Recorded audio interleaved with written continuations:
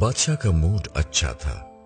وہ نوجوان وزیر کی طرف مڑا اور مسکرا کر پوچھا، تمہاری زندگی کی سب سے بڑی خواہش کیا ہے؟ وزیر شرما گیا، اس نے منہ نیچے کر لیا۔ بادشاہ نے قہقہ لگایا اور بولا، تم گھبراؤ مت، بس اپنی زندگی کی سب سے بڑی خواہش بتاؤ۔ وزیر گھٹنوں پر جھکا اور عاجزی سے بولا، حضور آپ دنیا کی خوبصورت ترین سلطنت کے مالک ہیں۔ میں جب بھی یہ سلطنت دیکھتا ہوں تو میرے دل میں یہ خواہش پیدا ہوتی ہے، اگر اس کا 10واں حصہ میرا ہوتا تو میں دنیا کا خوش نصیب ترین شخص ہوتا۔ وزیر خاموش ہو گیا۔ بادشاہ نے قہقہ لگایا اور بولا، میں اگر تمہیں اپنی آدھی سلطنت دے دوں تو؟ وزیر نے گھبرا کر اوپر دیکھا اور عاجزی سے بولا، بادشاہ سلامت، یہ کیسے ممکن ہے؟ میں اتنا خوش قسمت کیسے ہو سکتا ہوں؟ بادشاہ نے فوراً احکامات لکھنے کا حکم دیا۔ بادشاہ نے پہلے حکم کے ذریعے اپنی آدھی سلطنت نوجوان وزیر کے حوالے کرنے کا فرمان جاری کر دیا۔ دوسرے حکم میں بادشاہ نے وزیر کا سر قلم کرنے کا آرڈر دے دیا۔ وزیر دونوں احکامات پر حیران رہ گیا۔ بادشاہ نے احکامات پر مہر لگائی اور وزیر کی آنکھوں میں آنکھیں ڈال کر بولا، تمہارے پاس 30 دن ہیں۔ تم نے ان 30 دنوں میں صرف 3 سوالوں کے جواب تلاش کرنا ہے۔ تم کامیاب ہو گئے تو میرا دوسرا حکم منسوخ ہو جائے گا اور تمہیں آدھی سلطنت مل جائے گی، اور اگر تم ناکام ہو گئے تو پہلا حکم خارج سمجھا جائے گا اور دوسرے حکم کے مطابق تمہارا سر اتار دیا جائے گا۔ وزیر کی حیرت پریشانی میں بدل گئی۔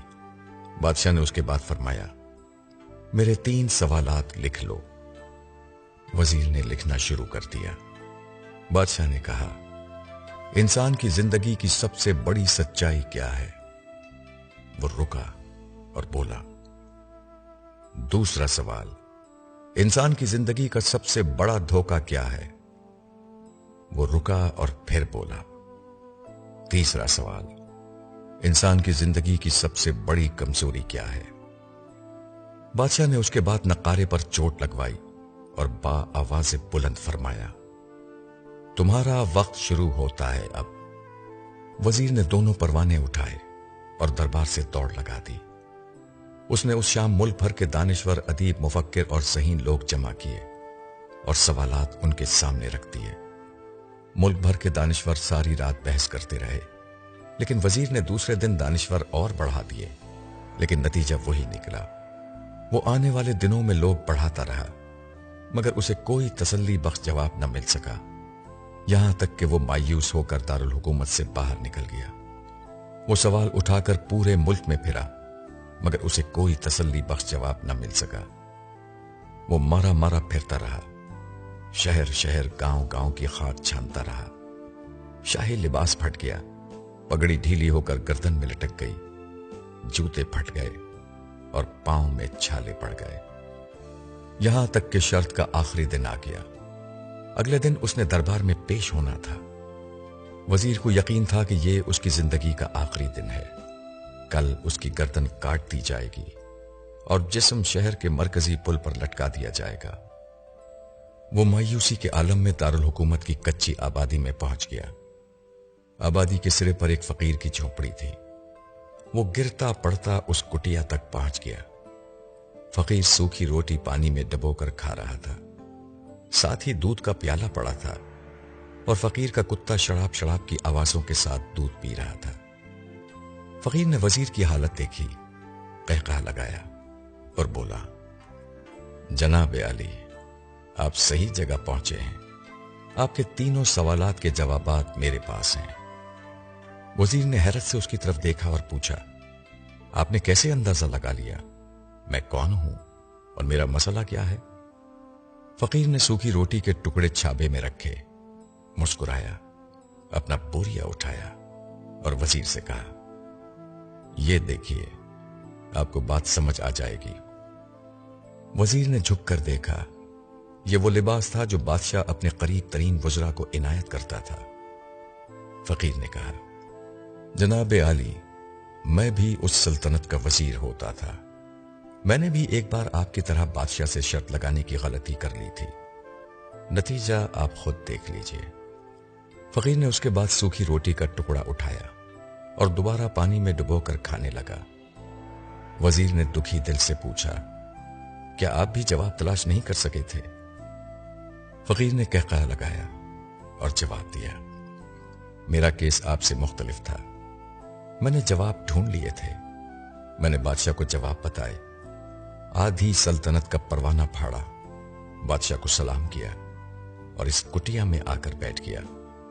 मैं और मेरा कुत्ता दोनों मुतमईन जिंदगी गुजार रहे हैं। वजीर की हैरत बढ़ गई, लेकिन यह साबिक वजीर की हिमाकत के तज्जिये का वक्त नहीं था। जवाब मालूम करने की घड़ी थी।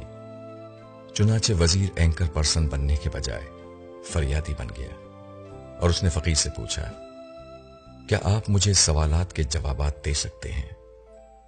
फकीर ने हां में गर्दन हिलाकर जवाब दिया, मैं पहले 2 सवालों का जवाब मुफ्त दूंगा, लेकिन तीसरे जवाब के लिए तुम्हें कीमत अदा करनी होगी।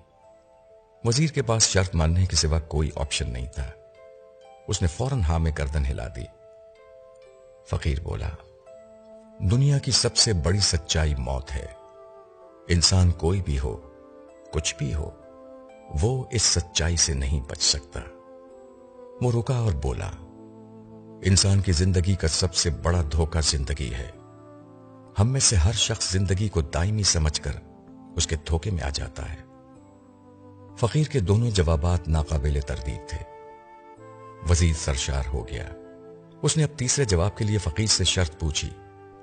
फकीर ने कहकहा लगाया, कुत्ते के सामने से दूध का प्याला उठाया, वजीर के हाथ में दिया और कहा, मैं आपको तीसरे सवाल का जवाब उस वक्त तक नहीं दूंगा जब तक आप ये दूध नहीं पीते। वजीर के माथे पर पसीना आ गया। उसने नफरत से प्याला जमीन पर रख दिया। वो किसी कीमत पर कुत्ते का झूठा दूध नहीं पीना चाहता था। फकीर ने कंधे उचकाए और कहा, तुम्हारे पास अब 2 रास्ते हैं। तुम इनकार कर दो और शाही जल्लाद कल तुम्हारा सर उतार दे, या फिर तुम ये आध पाव दूध पी जाओ और तुम्हारी जान भी बच जाए और तुम आधी सल्तनत के मालिक भी बन जाओ। फैसला बहरहाल तुमने करना है। वजीर मखमसे में फंस गया। एक तरफ जिंदगी और आधी सल्तनत थी और दूसरी तरफ कुत्ते का झूठा दूध था। वो सोचता रहा यहां तक कि जान और माल जीत गया और सेल्फ रिस्पेक्ट हार गई। वजीर ने प्याला उठाया और एक ही सांस में दूध पी गया। फकीर ने कहका लगाया और बोला, मेरे बच्चे, इंसान की सबसे बड़ी कमजोरी गरज होती है। ये उसे कुत्ते का झूठा दूध तक पीने पर मजबूर कर देती है। और ये वो सच है जिसने मुझे सल्तनत का परवाना फाड़कर इस कुटिया में बैठने पर मजबूर कर दिया था। मैं जान गया था कि मैं जूं जूं जिंदगी के धोखे में आऊंगा, मैं मौत की सच्चाई को फरामोश करता जाऊंगा, और मैं मौत को जितना फरामोश करता रहूंगा, मैं उतना ही गरज की दलदल में धंसता जाऊंगा, और मुझे रोज इस दलदल में सांस लेने के लिए गरज का गलीज दूध पीना पड़ेगा। लिहाजा मेरा मशवरा है, जिंदगी की इन तीनों हकीकतों को जान लो, तुम्हारी जिंदगी अच्छी गुजरेगी। वजीर खजालत, शर्मिंदगी और खुद तरसी का तोहफा लेकर फकीर की कुटिया से निकला और महल की तरफ चल पड़ा। वो जूं जूं महल के करीब पहुंच रहा था, उसके एहसास शर्मिंदगी में इजाफा हो रहा था। उसके अंदर जिल्लत का एहसास बढ़ रहा था। वो इसी एहसास के साथ महल के दरवाजे पर पहुंचा। उसके सीने में एक खौफनाक टीस उठी। वो घोड़े से गिरा, लंबी हिचकी ली और उसकी रूह कफ़से अंसरी से परवास कर गई। हमें किसी दिन किसी ठंडी जगह पर बैठकर जिंदगी के इन बुनियादी सवालों पर जरूर गौर करना चाहिए। हमें ये सोचना चाहिए, हम लोग कहीं जिंदगी के धोखे में आकर गरज के पीछे तो नहीं भाग रहे। हम लोग कहीं मौत को फरामोश तो नहीं कर बैठे। हम कहीं इस कहानी के वजीर तो नहीं बन गए। मुझे यकीन है, हम लोगों ने जिस दिन ये सोच लिया, उस दिन हम गरज के इन गलीज प्यालों से बालातर हो जाएंगे।